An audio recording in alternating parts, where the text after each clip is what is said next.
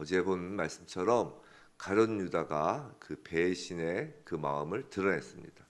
자, 가룟 유다의 배신은 최후의 만찬장에서 겉으로 이미 드러난 것입니다. 그러나 예수께서는 나머지 11 제자들에게 비록 자신을 대적들에게 그 적들에게 팔아버리는 그 정도까지는 아니더라도 그들 역시 자신을 버리게 될 것이라고 지금 말씀하십니다. 오늘 밤 제자들은 모두 예수를 버릴 것입니다. 그 일이 확실히 있을 것임을 이미 스가랴 선지자를 통해서 예언된 사실입니다.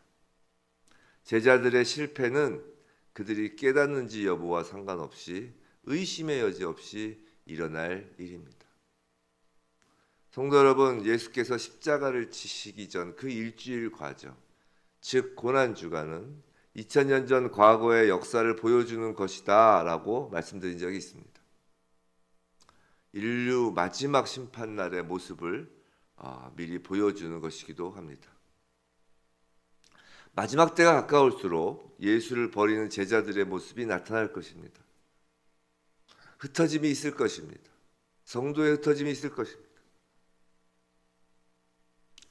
마지막 때가 올수록 놀라 도망치는 제자들이 있을 것입니다. 내일이라고 생각하지 마시기 바랍니다. 바로 오늘 밤이 그 밤이 될 수 있는 것입니다. 그러나 예수께서 그러나라고 하십니다. 그러나 그 절망 가운데 한 줄기 소망을 보여주시는 말씀이죠. 그러나 먼저 갈릴리로 가 계실 것이라고 말씀하십니다. 예수의 공생의 대부분의 시간을 제자들과 함께 보내었던 갈릴리입니다. 고향으로 돌아가는 것입니다. 우리도 마찬가지입니다. 우리의 실족함과 우리의 실패에도 불구하고 그러나 우리 주님은 택하신 당신의 양들을 한 마리도 잃지 않으시고 주님의 본향인 하늘나라에 먼저 가 계신 것입니다. 그곳에서 우리를 기다리시는 것입니다. 우리는 포기할 수 있고 우리는 실패할 수도 있지만 우리 주님은 포기하지도 않으시고 실패도 없으신 분입니다. 자, 그런데 오늘 본문에서 우리는 예수 그리스도의 몇 가지 특성을 배울 수 있습니다. 오늘 본문에서 예수 그리스도의 어떤 품성, 특성을 볼 수가 있는데, 첫째로는 우리는 예수님의 현실 감각을 배웁니다. 무슨 말씀이냐면, 자, 예수께서는 이제 앞으로 일어날 일을 알고 계셨습니다.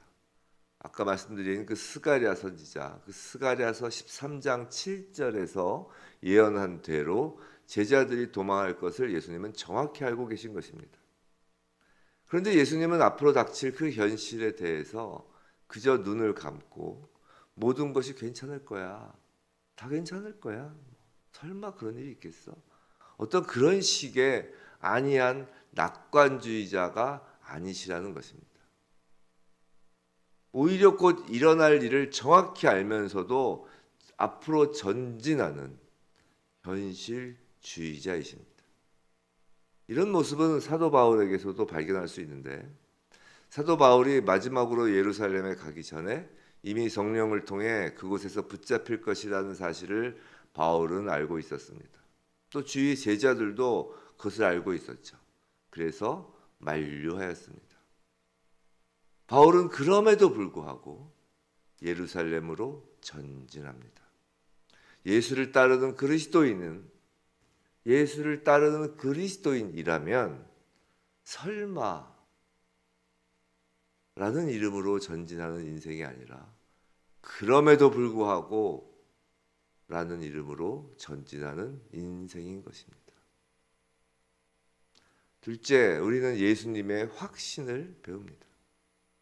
예수께서는 그러나 내가 살아난 후에 너희보다 먼저 갈릴리로 가리라고 하셨습니다. 예수께서는 십자가 저 너머를 보고 계신 것입니다.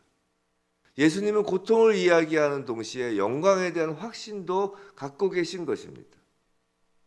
예수의 확신은 그러나 영광의 확신입니다. 예수를 따르는 그리스도인은 그래서의 인과응보적인 확신으로 사는 것이 아닙니다. 그러나의 역전의 확신, 은혜의 확신으로 사는 자입니다.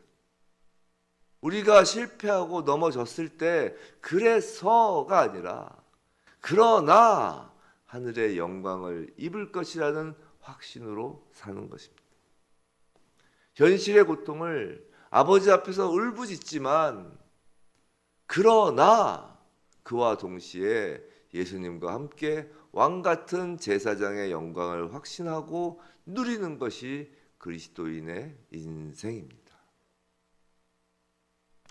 셋째, 우리는 예수님의 긍휼함을 배웁니다.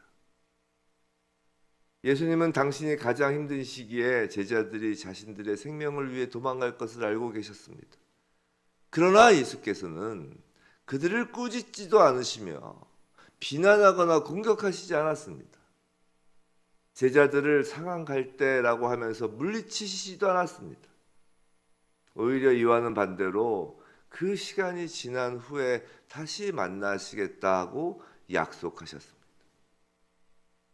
예수께서는 제자들이 최악임에도 그런 것을 아시고도 그들을 사랑하실 정도로 예수님의 사랑은 위대하십니다.